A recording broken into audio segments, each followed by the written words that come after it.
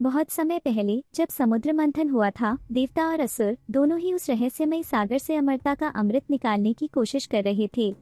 लेकिन अमृत से पहले एक अजीब चीज निकली, एक वृक्ष जो चमक रहा था जैसे उसमें पूरा ब्रह्मांड समा गया हो। वह था कल्प वृक्ष। कहते हैं इस वृक्ष की एक ही विशेषता थी, जो भी इसके नीचे खड़ा होता उसकी हर इच्छा तुरंत सच हो जाती। न कोई मंत्र, न कोई पूजा, बस विचार ही काफी था। देवताओं ने इसे तुरंत स्वर्ग लोक में ले जाकर स्थापित कर दिया। वे जानते थे कि यह कोई साधारण वृक्ष नहीं, बल्कि सृष्टि की सबसे रहस्यमयी शक्ति है। पर सबको यह बात मंजूर नहीं थी। असुरों को लगा देवता इस शक्ति को छिपा रहे हैं, क्योंकि अगर यह पेड़ धरती पर होता तो किसी का भी भाग्य बस एक इच्छा से बदल सकता था। कहते हैं असुरों ने कई बार स्वर्ग पर हमला किया, केवल कल्पवृक्ष पाने के लिए। उनका विश्वास था कि जो भी इस वृक्ष का स्वामी बनेगा वह पूरे ब्रह्मांड पर शासन करेगा। लेकिन यह कहानी सिर्फ इच्छाएं पूरी करने की नहीं है, यह कहानी है विचारों की खतरनाक शक्ति की। कहा जाता है एक देवता ने कल्पवृक्ष के नीचे खड़े होकर मजाक में सोचा, काश मेरे सामने अमृत से भी मीठा पिया जाए, और वह तुरंत प्रकट हुआ। लेकिन जैसे ही उन्होंने फिर सोचा, काश यह पेय कभी खत्म न हो, वह सच हो गया और वह देवता उस पेय में डूब गए, क्योंकि वह कभी खत्म ही नहीं हुआ। उस दिन से देवताओं ने कल्पवृक्ष के चारों ओर सुरक्षा घेरा बना दिया। कोई भी उसके पास बिना अनुमति नहीं जा सकता था।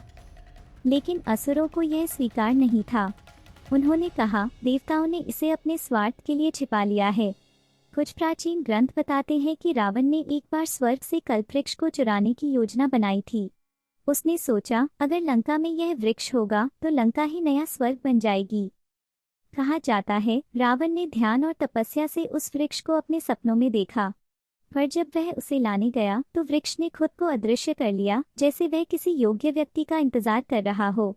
समय बीता, युद्ध हुए, देव और असुर दोनों ही हार और जीत के बीच डगमगाते रहे। पर एक दिन कल्पवृक्ष अचानक गायब हो गया।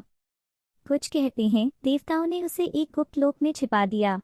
कुछ मानते हैं उसने खुद को मानव जगत से अलग कर लिया, क्योंकि मनुष्य का मन अब बहुत लालची हो चुका था। पुराणों में लिखा है कि यह वृक्ष देवों के बगीचे नंदनवन में था, पर अब वहां सिर्फ एक विशाल खाली जगह बची है, जहां कभी हवा में उसकी पत्तियां झनकती थीं। एक और कथा कहती है कल्पवृक्ष अब हिमालय की गहराइयों में सोया हुआ है, और जब कोई सच्चे मन से ध्यान करेगा तो वह वृक्ष फिर से जाग उठेगा। रोचक बात यह है कि कल्पवृक्ष का जिक्र सिर्फ भारत में ही नहीं मिलता। तिब्बती, थाई और बर्मी ग्रंथों में भी इसका उल्लेख है। हर जगह इसे विश फुलफिलिंग ट्री कहा गया है। कुछ विद्वान कहते हैं शायद यह कोई प्राचीन एलियन संरचना थी जो ऊर्जा से इच्छाएं साकार करती थी। कुछ मानते हैं कि यह एक ऊर्जा क्षेत्र, एनर्जी फील्ड, जो मनुष्य के विचारों को तुरंत भौतिक रूप में बदल देता था। कहा जाता है आज भी हिमालय, कैलाश और मानसरोवर के पास कुछ साधुओं ने ध्यान में उस प्रकाश को देखा है। हर बार जब कोई उसे पकड़ने की कोशिश करता है वह प्रकाश हवा में विलीन हो जाता है। कुछ आधुनिक शोधकर्ता कहते हैं कल्पवृक्ष कोई भौतिक वृक्ष नहीं, बल्कि एक एंशिएंट टेक्नोलॉजी थी, एक ऐसी प्रणाली जो विचारों को ऊर्जा में बदल सकती थी। पुराने मंदिरों की दीवारों पर कभी कभी एक अजीब चिन्ह दिखता है, एक पेड़ जिसके चारों ओर घूमते चक्र और ऊर्जा तरंगे बनी होती हैं। कुछ लोग मानते हैं यही था कल्पवृक्ष का एक्टिवेशन कोड। और शायद जब हम अपने मन की ऊर्जा को शुद्ध कर लेंगे तो वही शक्ति फिर जागेगी हमारे भीतर। क्योंकि शायद कल्पवृक्ष कहीं बाहर नहीं, बल्कि हमारे मन की गहराई में ही छिपा हुआ है। और दोस्तों, यह तो सिर्फ कल्पवृक्ष की एक झलक थी, लेकिन क्या आप जानते हैं समुद्र मंथन के दौरान और भी कई अद्भुत चीजें प्रकट हुई थी। देव, असुर और स्वयं भगवान के बीच ऐसे ऐसे घटनाक्रम हुए जो आज भी रहस्य बने हुए हैं। अगर आप जानना चाहते हैं कि समुद्र मंथन के दौरान और क्या क्या हुआ था, तो नीचे दिए गए डिस्क्रिप्शन में मौजूद वीडियो जरूर देखें।